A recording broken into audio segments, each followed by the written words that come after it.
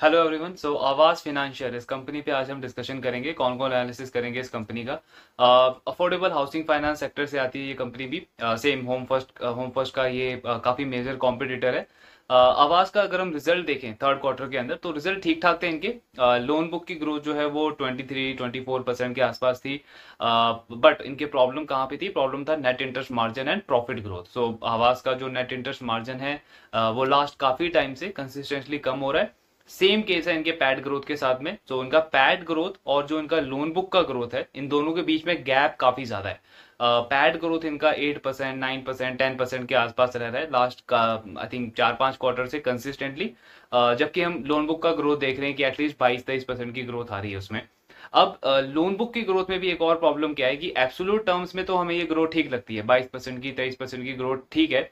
But जब आप इसका ट्रेंड देखोगे, सो एक टाइम था जब आवास का जो एयूएम है, जो लोन बुक है, वो 30-35% पे ग्रो करता था। बट अगेन उसमें भी लास्ट 1-2 साल में एक कंसिस्टेंट डिक्लाइन आया, ग्रोथ रेट कंसिस्टेंटली कम हुआ है, 35-30% से कम होकर के अब 22-23% की ग्रोथ रह गई है। इसका इम्पैक्ट आपको इस कंपनी के स्टॉक पे भी दिखेगा। सो आवास का स्टॉक एक टाइम पे 3200-3300 के लेवल पे ट्रेड करता था। एंड ऑब्वियसली अब हम देख रहे हैं कि 1400-1500 के लेवल्स पे वो स्टॉक ट्रेड करता है। प्राइस टू बुक जो इसकी 9 टाइम्स होती थी, ऑलमोस्ट बजाज फाइनेंस से भी ज्यादा का वैल्यूएशन मिलता था एक टाइम पे आवास को। वो वैल्यूएशन भी ऑलमोस्ट 3 टाइम कम हो गया है, 3.2 3.4 के आसपास का प्राइस टू बुक रेशियो है आवास फाइनेंशियल का। सो इससे हमें क्या लेसन मिलता है कि कंपनी की या बिजनेस का ग्रोथ रेट बहुत इंपॉर्टेंट है। जैसे जैसे ग्रोथ रेट कम होता है, मार्केट उसी अकॉर्डिंग उसके स्टॉक को पनिश करता है। एंड अगर ग्रोथ रेट इंप्रूव होता है तो मार्केट उस स्टॉक को रिवॉर्ड करता है। सो आपको फोकस हमेशा अगेन वही बिजनेस की परफॉर्मेंस पे देना है। आगे का ट्रेंड क्या लग रहा है, आगे का आउटलुक क्या लग रहा है मैनेजमेंट के अकॉर्डिंग, उन चीजों पे हमें ज्यादा फोकस करना है। नाउ ऑब्वियसली अभी कौन कौन से हमें काफी क्लैरिटी मिलेगी कि क्या एक्सपेक्ट कर सकते हैं हम इस कंपनी से आने वाले टाइम में। सो ऑब्वियसली गवर्नमेंट ने जो ये जो बजट हुआ था अभी 2024 का, इसमें गवर्नमेंट ने अनाउंस किया कि अगले 5 साल के लिए इनका टारगेट है कि ये 20 मिलियन, मतलब ऑलमोस्ट 2 करोड़ हाउसेस बनाने का इनका टारगेट है।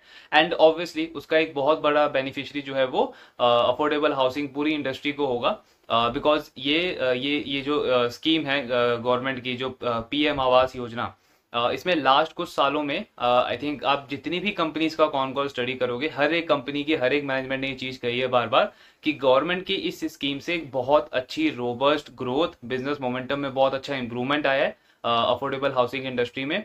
कस्टमर को बहुत ज़्यादा बेनिफिट हुआ है इस स्कीम के साथ में। एंड क्योंकि गवर्नमेंट इस स्कीम को आगे और कंटिन्यू कर रहा है, एंड उनका टारगेट है कि 20 मिलियन हाउसेस उन्हें बनाने हैं अगले 5 साल में।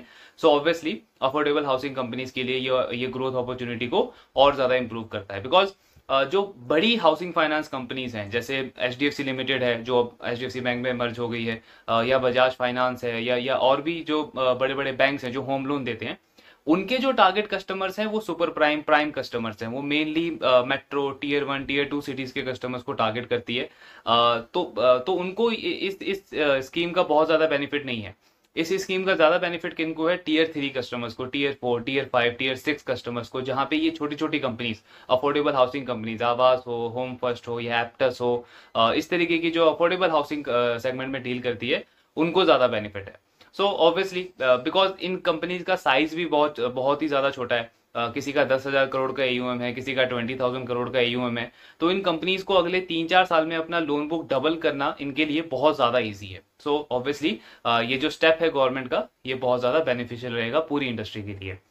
देन आवास में हमने पहले भी डिस्कस किया कि इनके साथ जो मेन प्रॉब्लम रही है इनकी, वो है इनकी आईटी इन्वेस्टमेंट। जो अपने बिजनेस में इन्होंने जो इन्वेस्टमेंट करी है लास्ट कुछ सालों में, सो उसकी वजह से इनके एक्सपेंसेस सडनली इतने ज़्यादा बढ़ गए हैं कि कंपनी का पैड ग्रोथ नहीं आ रहा है, पैड ग्रोथ बहुत ही कम है, मार्जिन्स कम हुए हैं। एट द सेम टाइम जो इनका लोन बुक का ग्रोथ है वो भी कम हुआ है। सो कंपनी कह रहा है कि 3.0 आवास की जो स्ट्रेटेजी थी, जिसमें ये इन्होंने ओरेकल और अलग अलग कंपनीज के साथ में ईआरपी, सेल्स फोर्स, ये सारी चीज़ें इंटीग्रेट करी इन्होंने अपने सिस्टम में। सो इनका कहना है कि अगले 3 से 4 महीने में ये सारी ट्रांसफॉर्मेशन पूरा कंप्लीट हो जाएगा। एंड देन ये मैनेजमेंट एक्सपेक्ट कर रही है कि एक अच्छा ग्रोथ वापस से कंपनी के अंदर स्टार्ट होगा। देन डिसबर्समेंट ग्रोथ की अगर हम बात करें तो इनका लास्ट क्वार्टर के कंपैरिजन में इस क्वार्टर में ऑलमोस्ट 8% का डिसबर्समेंट ग्रोथ हुआ है। मतलब सेकंड क्वार्टर के कंपैरिजन में अगर हम थर्ड क्वार्टर का नंबर देखें तो 8% की ग्रोथ आई है। लेकिन अगर हम वाई वाई ग्रोथ देखते हैं, मतलब लास्ट ईयर के कंपैरिजन में ये ग्रोथ सिर्फ 13% की है। सो ये चीज तो है क्योंकि आपकी डिसबर्समेंट ग्रोथ बहुत अच्छी नहीं है, इसीलिए आपका लोन बुक का ग्रोथ भी जो 30% पे होता था वो कम होकर के 22-23% पे हो गया। बट पॉजिटिव ट्रेंड क्या है इसमें कि क्वार्टर ऑन क्वार्टर बेसिस पे इसमें इंप्रूवमेंट आई है। मतलब लास्ट क्वार्टर के कंपैरिजन में इस क्वार्टर में इंप्रूवमेंट आई है, 8% का ग्रोथ है क्वार्टर ऑन क्वार्टर बेसिस पे। सो मैनेजमेंट कह रहा है ये चीज हमें कॉन्फिडेंट देता है, बिकॉज एक काइंड ऑफ ये पॉजिटिव सिग्नल है कि आने वाले क्वार्टर्स में हम अच्छी ग्रोथ रेट एक्सपेक्ट कर सकते हैं। गाइडेंस आवास का अभी कुछ टाइम से कंटिन्यूसली 20 से 25% का है। टारगेट है इनका कि 20 से 25% की लोन बुक पे ग्रोथ करना है। पैन इंडिया प्लेयर बनने को देख रहा है आवास। सो एक और अच्छी चीज है कि जो ग्रोथ आई है इनकी अभी लोन बुक में 22-23% की, वो किसी एक पर्टिकुलर रीजन से नहीं आई है। जहां जहां पे कंपनी की प्रेजेंस है, सो हर एक ज्योग्राफी से इनको ग्रोथ मिली है। उसमें से सबसे ज्यादा अच्छा रिस्पांस मिला है इन्हें कर्नाटका से एंड महाराष्ट्र से। इन दो स्टेट्स ने काफी अच्छा कंट्रीब्यूट किया है, बट ओवरऑल हर एक ज्योग्राफी से काफी अच्छा रिस्पांस मिला है कंपनी को। एंड इनका टारगेट है कि कर्नाटका में, क्योंकि साउथ में इन्होंने अभी कुछ टाइम पहले एक्सपैंड किया था, सो कर्नाटका में क्योंकि रिस्पांस अच्छा मिल रहा है तो उसके आसपास के जो स्टेट हैं वहां पे और उस अपॉर्चुनिटी को ग्रैब करने का, सो अगला एक्सपेंशन जो प्लान है इनका वो उन्हीं स्टेट्स के अंदर है, कर्नाटका के आसपास के स्टेट्स के अंदर। देन कंपनी कह रही है कि अगले 3 साल में इनका टारगेट है कि अपना लोन बुक का साइज डबल करना है। सो ऑब्वियसली वही 25% ग्रोथ, अगर आप 25% पे ग्रोथ कंसिस्टेंटली करोगे तो आपका जो लोन बुक है वो ऑलमोस्ट 3 साल में बहुत इजीली डबल हो जाएगा। एसेट क्वालिटी पे बहुत ज्यादा इशू तो नहीं है आवाज का, लेकिन हाँ लास्ट क्वार्टर के कंपैरिजन में इनके ग्रॉस एनपीए के नंबर बड़े हैं 5 बेसिस पॉइंट से। बट ओवरऑल कुछ बहुत मेजर सीरियस कंसर्न नहीं है यहाँ।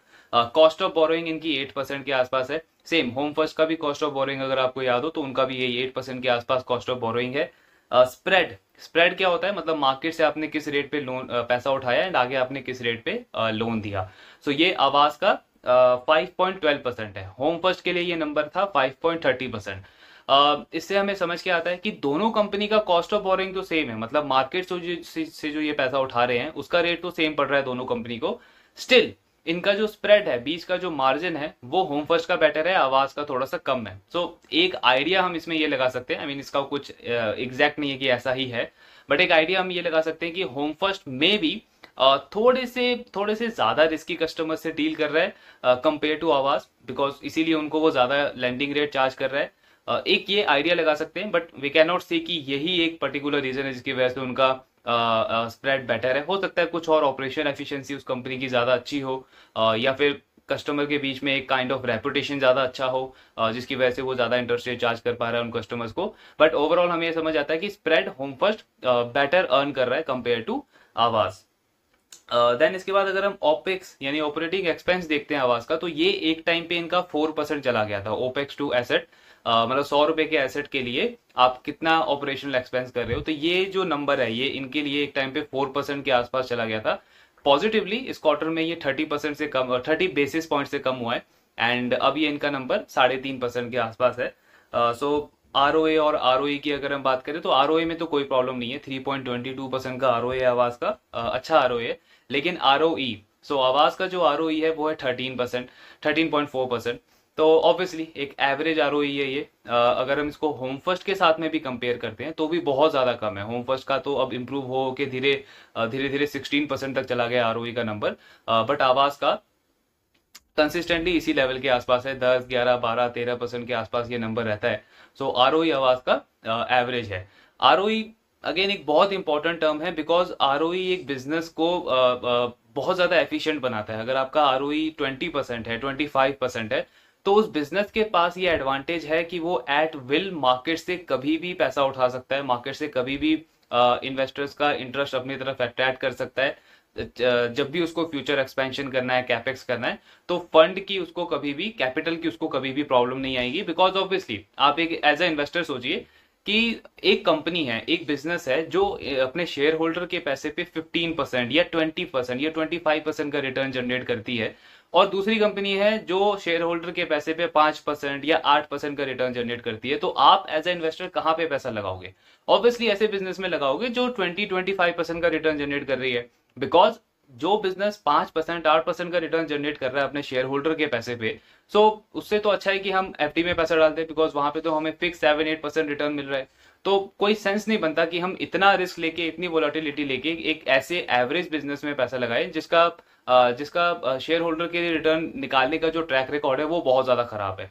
सो आवाज का बहुत खराब नहीं है, बट ये एवरेज नंबर है, 13% है। अगर ये नंबर इंप्रूव यहाँ से नहीं होता है तो आई डोंट थिंक कि ये स्टॉक में कुछ भी अट्रैक्टिवनेस रहेगा एज ए इन्वेस्टर हमारे लिए। देन कंपनी का कहना है कि कैपिटल एडिकेसी रेशियो जो है इनका वो थोड़ा सा इम्पैक्ट हुआ है because of RBI regulation. So RBI का जो वो रेगुलेशन आया था कि आपको रिस्क वेट कैपिटल जो है वो इंक्रीज करना पड़ेगा। तो उसमें इनका हाउसिंग पोर्टफोलियो पे तो वो रूल अप्लाई नहीं होता है, बट जो नॉन हाउसिंग पोर्टफोलियो है, लोन अगेंस्ट प्रॉपर्टी वाला, उसमें वो रूल अप्लाई होता है। सो इनका कैपिटल एडिकेसी रेशियो ऑलमोस्ट 2.80% से का इम्पैक्ट हुआ है इस क्वार्टर के अंदर। देन कंपनी कह रही है कि गाइडेंस तो हम ऑलरेडी आपको 20-25% का दे ही रहे हैं, बट इसमें इंपॉर्टेंट चीज ये है कि डिसबर्समेंट हमारी मंथ ऑन मंथ इंप्रूव हुई है।